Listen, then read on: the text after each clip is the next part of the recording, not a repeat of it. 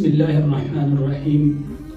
معزز ناظرین دوستو، ہم ایک ڈیجیٹل ایج میں جی رہے ہیں۔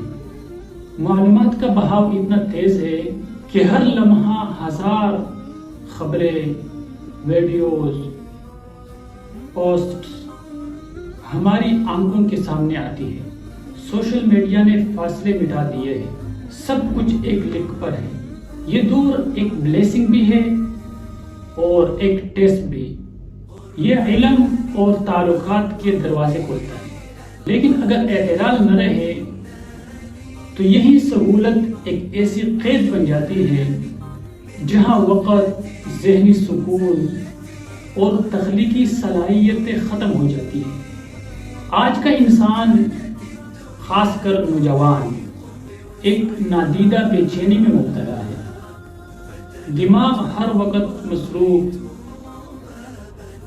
مگر دل میں سکون نہیں۔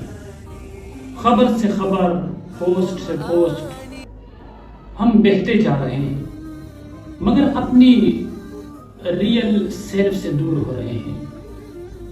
سوال یہ ہے، کیا یہ سب کچھ ہمارے لیے ذریعہ ٹول ہے یا ہماری زندگی کا مرکز ہے؟